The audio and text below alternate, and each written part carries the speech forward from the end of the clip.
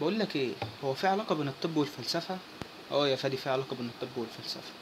عند مين؟ طيب عند ابن سينا الفيلسوف بتاعنا النهارده. الميتافيزيقا والفيزيقا في فكر ابن سينا. يعني ايه بقى الميتافيزيقا؟ يعني ايه الفيزيقا؟ اركن دي دلوقتي على جنب خالص وركز معايا في الحلقة.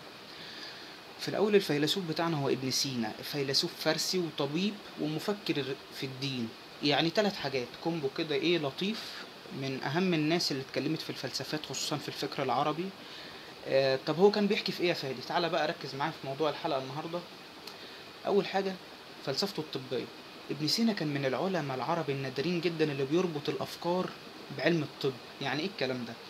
يعني هو كان بيربط الامراض بالافكار وايه اسباب حدوثها وبيعللها ازاي. يعني ايه الكلام ده؟ مثال صغير، مثلا حد عنده القلب، ابن سينا بيربط الافكار اللي البني ادم ده بيعاني منها بالمرض اللي جاله وبيشخص على هذا الاساس. طيب عنده مرض عقلي، بيربط الافكار او الحاجات اللي البني ادم ده بيتصرف بيها وعلى اساسه بيشخص المرض ده، وعلى هذا الاساس بقى يقيس كل اعضاء جسم البني ادم. ابن سينا كان بيستعمل المبدأ ده دايما في العلاج، وده من ضمن الاسباب انه الكتب اترجمت لاكتر من لغة يعني.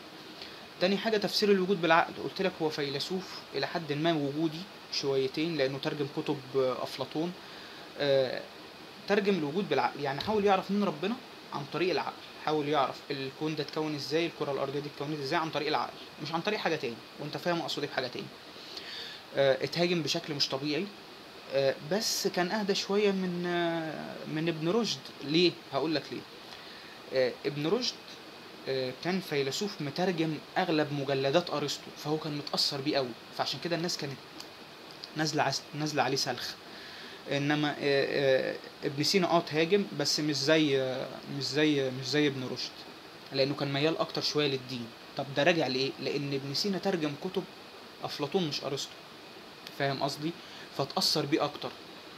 تالت حاجه فلسفته الدينيه. احنا قلنا ان هو اتاثر، يعني ربط بين الدين والفلسفه، بس الفكره انه ده كان شويه محافظ، كان بينصر شويه الدين عن الفلسفه. عشان كده ما تهاجمش قوي، اتهاجم بس مش قوي. رابع حاجة وآخر حاجة معانا تأثير أفكاره في التاريخ الفلسفي. كتب ابن رشد اترجمت لأكتر من لغة في الشرق وأكتر من لغة في الغرب. طب ده راجع لإيه يا فادي؟ أقول لك راجع لإيه. هو فيلسوف عربي إسلامي، كتب في الطب، في الفلسفة، في الدين، فكتب في أكتر من مجال. فأكتر الكتب اللي اترجمت لابن رشد في حاجتين، في الفلسفة والطب. خصوصا طبعا الغرب يعني استفادوا كتير من أفكار ابن سينا. تمام. يبقى تعالى راجع معايا تاني الحلقة. هقول أول حاجة فلسفته الطبية، ربط ما بين الأفكار وعلم الطب، وأنا شرحت لك في الحلقة إزاي. تفسير الوجود بالعقل. تالت حاجة فلسفته الدينية وربطها طبعا ربط الدين بالفلسفة. رابع حاجة تأثيره في التاريخ الفلسفي على البشرية بشكل عام. ده راجع ليه؟ لأن طبعا إن كتب اترجمت لأكتر من ترجمات يعني. تمام. طبعا هو فيلسوف فارسي مسلم، علشان برضو الناس اللي حابة تعرف جنسيته. آه، ابن رشد سوري ابن سينا من الناس اللي هتلاقيهم صعبين قوي في الفهم، فعشان كده انا بقول لك عيد الفيديو اكتر من مره علشان تفهم الراجل ده كانت دماغه عامله ازاي. ده فيديو بسيط عنه. لو حابب فيديو اطول اكتب لي في الكومنتات، او لو عايز من الفيديو ده جزء تاني طبعا اكتب لي في الكومنتات.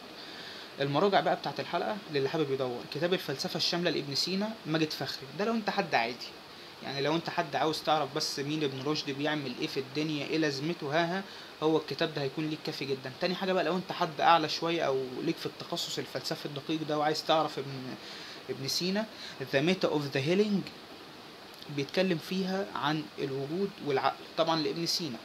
بس هي الفكرة ان ده بقى ايه، يعني مش هيفهمك ابن سينا بس، هيفهمك العلماء العرب المسلمين في الوقت ده كانوا الناس دي كانت بتفكر ازاي عامة في الوقت ده. تمام. في اخر الحلقة بقول لك ما تنساش تعمل شير ولايك وسبسكرايب للقناة، وما تنساش تشغل الجرس، واشوفكم في فيديو جديد من الفيلسوف. سلام.